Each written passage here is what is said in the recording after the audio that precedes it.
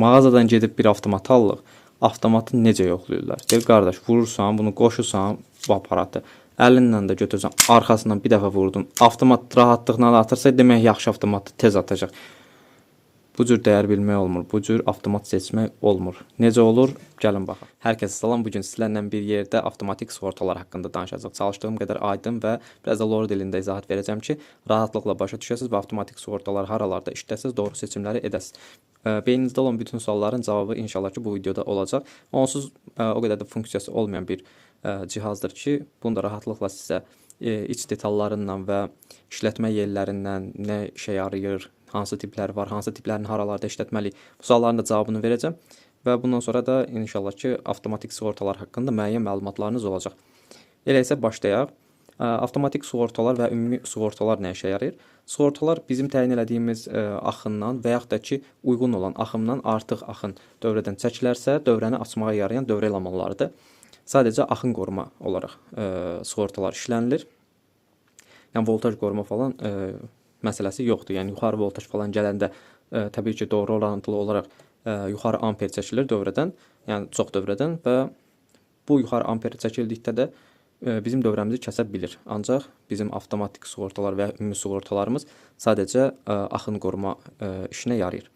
Demək, bugünkü əlimizdə olan sığorta B-tip B16, yəni 16 amperi B-tip bir sığortadır, avtomatik sığortadır. Və bu avtomatik sığortanın bir ədəd gördüyünüz kimi burada açar var və bu açar yuxarı aşağı eləməkdən dövrəni kəsib və ya birləşdirə bilərik. Avtomatik sığortalar 3 qrupa bölünür. B, C və D tip. B tip gecikməsiz olaraq, yəni yuxarı amper çəkildikdə, yəni B16-dan yuxarı amper çəkildikdə rahatlıqla atan bir avtomatik sığortadır. C tip biraz gecikməlidir. Ümumi məsələn motorlarda və ilk başladıqda yuxarı amper, məsələn fluoresan lampalar kimi lampalarda ilk start vaxtı yuxarı amperlər çəkilir, amma dövrənin işləmə amperi daha aşağıdır, yəni axını daha aşağıdır. Bu dövrələri işlətmək üçün biz C və ya D tip sığortalar işlədirik. Əsasən C tip işlədirik. D tip isə yalnız manyetik, yəni bobinajla olan dövrələrdə işlənilir. Buna da qaynaq aparatları və yaxud da yüksək amper çəkən motorları nəzərdə tuta bilərik. D tip zaten onsuz o qədər satışı yoxdur, mən görməmişəm. Ancaq B və C tipi çox işlənilir, ümumi evlərdə də bunlar işlənilir. Yəni bunu da seçim edərkən nələrə diqqət eləməliyik, niyə bunu seçməliyik, onları da hər birini izah edəcəm. Demək, bugün B16 var. B16 o deməkdir ki, 16 amperlik və problem əsnasında dərhal atan, yəni problem əsasında 48 voltdan yuxarı voltaj çəkilərsə, ani axında 48 voltdan amperdən yuxarı amper çəkilərsə, bu zaman dərhal B tip sığortamız atacaqdır. B tip sığortada 3 və ya 5 qatı ani amperlərdə gecikməsiz olaraq 1 saniyədən tez bir müddətə dövrəmizi ayırır. C tiplərdə isə 5 və 10 qatıdır. Yəni 10 amperlik bir C tip sığorta işlədiriksə, bu zaman 50 və 100 amper arasında gecikməsiz olaraq atacaqdır. Qalan, yəni 40 amperdə, 30 amperdə isə gözləmə ilə atır. Ondan sonra bizdə D tip qalır. D tipdə isə 10 və 20 qat arası gecikməsiz atır. Qalanlarda isə gecikmə verərək atır. Gecikmə verməyinin səbəbi nədir? Biz burada B tiplərdə, düzdür, B tiplərdə belə 2 tip içəridə sığorta mövcuddur. Mən burada tabletdə sizə göstərim. Gördüyünüz bu B tip sığortadır və B tiplərdə də burada bir tel görürsünüz ki, bu bimetal teldir, yəni isindikdə şəkili dəyişə bilən bir teldir. Və bu şəkil dəyişməsində də biz burada qurduğumuz bir mexanizma şəkil dəyişmə nəticəsində yuxarı doğru çəkilir və bizim dövrəmizi ayırır. Dövrəmizi ayırdıqda bizdə o iskra dediyimiz elektrik atıqları çıxır və o atıqlar burada pərdə sistemində sönümlənir, yoxa çıxır.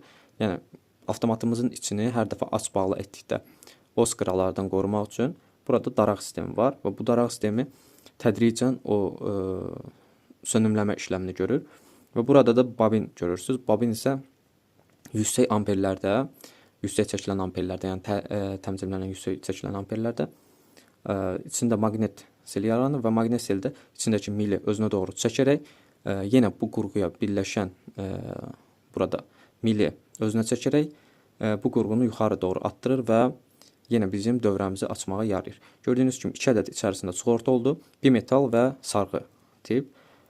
Bu yüksək çəkilən amperlərdə, bu isə yüksək isinmələrdə avtomatımızı atdırır, belə deyim. Və avtomatımız atanda isə bizim dövrəmiz açılır. Buradakı bimetal C və D tipində daha belə deyim, dözümlüdür və daha dayanıqlıdır.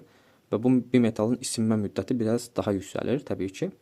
Amma B tipində isə bu daha zəifdir. Yəni C ilə D-də daha yüksək olarkən B tipində isə daha zəifdir və biraz belə yüksək çəkilən amperlərdə gecikməsiz olaraq rahatlıqla atır. Yəni B, C, D tipi bu işə yarayırdı.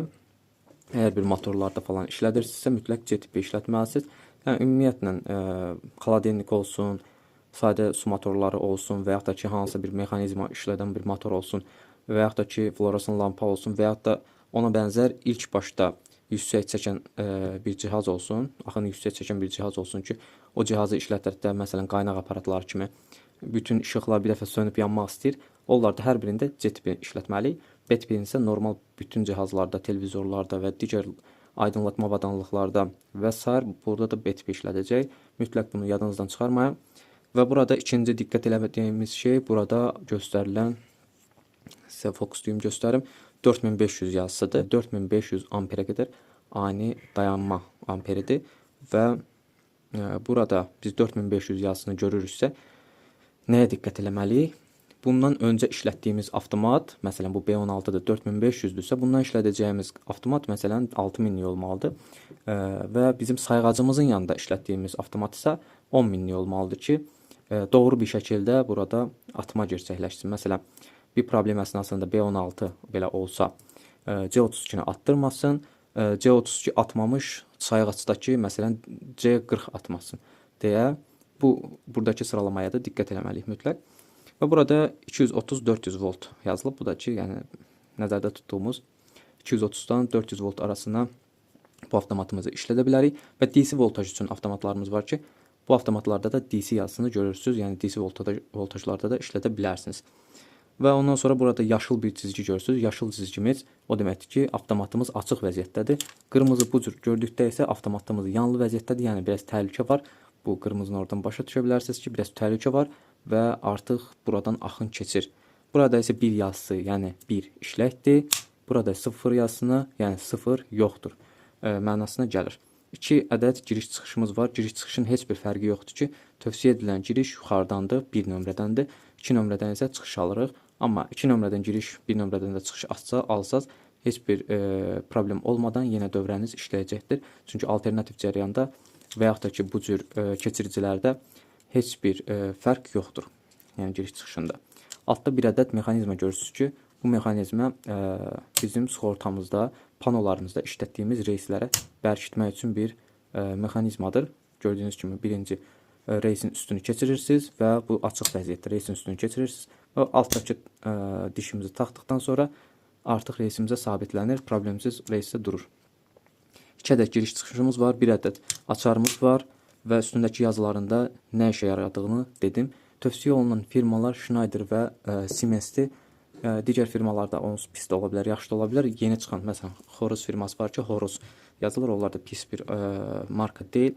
Yəni, tövsiyə olunan markalar bunlardır. Digərləri də ki, onsuz yan marka da ola bilər yeni çıxmış orijinal firma ola bilər və yaxud da ki, başqa ölkənin bir brendi ola bilər. Məsələn, Rusiyanın bir brendi ola bilər və yaxud da ki, başqa fərqli bir ölkənin brendi ola bilər ki, həqiqətən qəşəng avtomatdır, qiyməti yaxşıdır, yalnız o qədər tanınmamış bir avtomatdır. Bunu da zaten əlinizə aldıqda avtomatın çəkisindən hiss eləyirsiniz ki, onun belə deyim, işçiliyi necədir. Yəni, bu məsələn Kitay bir firmadır. Ələ alan kimi inanın ki, bilinir. Bu cür sirkələməsindən falan hər şeyindən bilinir ki, bu Kitay bir firmadır. Bu cür Kitay avtomatları işlətməyiniz o qədər tövsiyə olunmur. Əsas da evlərinizdə. Hansı bir sadə bir motorları falan qoymaq istəyirsinizsə, normaldan işlədə bilərsiniz. Yəni, atacaq mı atacaq. Amma evlərinizdə biraz daha güvənliyə diqqət edin məncə. Yəni, doğru bir firmanı işlətməyiniz tövsiyə olunur. Belə. Ondan sonra tiplərindən danışdıq, amperajlarından danışdıq. Məsələn, B6, B10, B16, B20, B25, sonra B32, B40 bu cür belə ölçülərlə davam edir. Təbii ara dəyərlərində müəyyən firmalar yenə hazırlaya bilər. Və bu ara dəyərlər falan nə işə yarayır? Məsələn, bizim cihazımız 10 amper yük çəkir, bunu amper kleşdən və yaxud da ki, normal testerdən ölçmüşük və ya üstündə yazılan watt dəyərindən bilirik. Məsələn, 2000 wattlıq bir cihazımızdır, 2000 wattlıq bir paltaryuyanımızdır.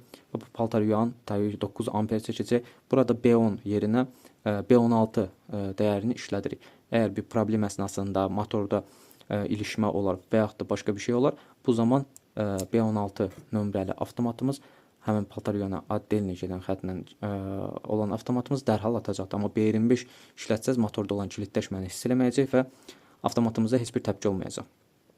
Və ya da C tip işlətsəz bu zamanda yenə bu cür problemlərimiz olacaqdır. Avtomatlarımız bu şəkildə idi. Üstündə yazılara değindik, giriş çıxışlarına değindik və elə də onsuz bir şeylərimiz qalmadı. Və buralar qoşa və ya tək və ya 3 dənəlik və ya 4 dənəlik satılır. 4 dənəlikdə də yenə 3 xətt var. Sadəcə bir dənə də giriş çıxış əlavə olaraq ayrıdır. 4 dənəlik 3 fazanın nolla giriş çıxışı olanıdır. 2 dənəlik 0 faza bir yerdə kəsilir. 3 dənəlik də zaten sadəcə üst fazanı kəsir. Və təklik də hər bir cihaza faza qənədimizi bura birləşdirərək xəttimizi ayırıb və ya birləşdirməyə yarayır. Bəs avtomatımızın işləyib işləmədiyini hardan bilirik? Testerimizi götürürük, multimetremizi. Qısa dövrə rejimində yuxarıdakı şuruplardan, buradakı şuruplar giriş çıxışlarımızdır. Yəni şurupun özünə də dəydirə bilərik. Bu cür tutduğumuz zaman avtomatımızı vuranda qısa dövrə 0,0 dəyərini görməliyik. Çıxardanda isə all, yəni sonsuzluq dəyərini görməliyik. 0,0-dan əgər 0,5, 0,6, 0,7 dəyərini görürüksə, demək ki, avtomatımızın içində o hər dəfə yaranan o naqarlamalar müəyyən bir necə deyim, korroziya yaradıb orada və keçiriciliyi artıq daha yaxşı deyil. Daha yaxşı olmaq üçün də təbii ki, avtomatımızı sökmürük burada, çünki birləşən yerlər şurupla deyil, zaklovka olunub, belə deyim rusca. Zaklovka iləndir, amma şurupla olsaydı müdaxilə eləyib həmin o naqarlayan bölgəni təmizləyə bilərdik. Ancaq yeni bir avtomatla dəyişməliyik. Avtomat zaten də o sürətçilər qayət gec gəlir, yəni 10 il, 15 il vaxt ala bilər. O da ki, yəni bizim üçün o qədər önəmli deyil. Zaten buna verdiyimiz dəyəri kifayət qədər qarşılayır. Yəni elə bir əgər dəyərlər görsəz, ola bilər 1 nöqtə neçə görərsiniz, 2 nöqtə neçə görərsiniz, demək ki, artıq avtomatımızın ömrü yavaş-yavaş dolub, yenisi ilə dəyişmək lazımdır. Avtomatlarımızın keçək qiymətinə. Qiymətimiz də təxminən 3 manatdan 7, 8, 9 manata qədər belə yüksələn qiymətlərimiz var. Mən təbii bu B16 haqqında danışıram. Amperaj qalxdıqda, avtomatımızın sayı çoxaldıqda doğru orantılı olaraq qiymətlər də qalxır. Məsələn, qoşa B tip olmasın, C tip, C16 olsun, C32 olsun. Bunun qiyməti təbii ki, təklikdən daha çoxdur, 2 qat yüksəkdir. Qoşa avtomatımız dediyimiz kimi 0 fazanı bir yerdə kəsmək üçün istifadə olunur. Ancaq bizim panolarımızda əsasən qoşa avtomatlar ümumi deyim ana girişi qlavnını kəsmək üçün istifadə olunur. Digər təhliklər isə hər biri tək cihaza istifadə olunur. Təbii bir dənə də avtomat növümüz var ki, ortaq qoşadır, ancaq yalnız bir ədəd keçirib yandırma açarı var. Bunlar da yenə 0 fazanı keçirib yandırmaq üçündür. O cür tövsiyə edilən bir müştərilər də var ki, İstəyir ki, dövrəsini ayıranda 0 fazanda ikisini bir yerdə ayırsın. Zaten 0-da o qədər yük olmur. Demək olar ki, 0-dır yük. Ancaq yenə də 0 fazanı dəqiqliyi üçün, can rahatçılığı üçün, təhlükəsizliyi üçün ayırmaq istəyənlər var. Bunlar üçün də avtomatlar nəzərdə tutulub, amma bunların qiymətləri də daha yüksəkdir. Yəni tövsiyə olunan avtomat təkdir. Zaten hər birində faza ilə qoşmalısınız. Fazanı da zaten bilirsiniz necə öyrənmək lazımdır. Bunlar indikatordur. İndikatorlarımız fazanı təyin eləmək üçün cihazlardır. Əgər bir dənə də qoyuruq, məsələn, avtomatımızın üstündə şurupdan baxırıq, barmağımızı qoyuruq. Əgər bir qırmızı işıq yanırsa, demək ki, faza qənədidir. Əgər yanmırsa, demək 0 qənədidir. Və keçirdiyimiz zaman da altından baxdığımız zaman biz heç bir işıq görməməliyik. Əgər işıq görürüksə, demək ki, avtomatımız qısa dövrədə qalıb xarabdır. Zaten bu qısa dövrədə qalma problemi də çox nadirən qarşılaşan bir şeydir. Ancaq yenə bunda bu cür ölçümünü edə bilərsiniz. Tək indikatordan testerimizdən də zaten göstərdim necə ölçüm etmək olar. Əlavə də panonun üzərində ölçmək istəyirsinizsə, bir tərəfini 0 qənədinə, bir tərəfini altına qoyub, burada da 220 dəyərini ölçmək üçün 600 volt alternativ cəryanə qoyursunuz. Buradan da 0 qoyduğumuz zaman əgər heç bir dəyər yoxdursa, demək ki ayrı. Vurduğumuz zaman dəyər varsa, demək ki işləyir. Avtomatımızın testini və haqqında hər şeyi danışdıq. Ümid edirəm ki, yadımdan çıxan bir şey qalmadı. Ümid edirəm videonu bəyəndiniz. Əgər bu cür bir bəyənmə oldusa, buyur.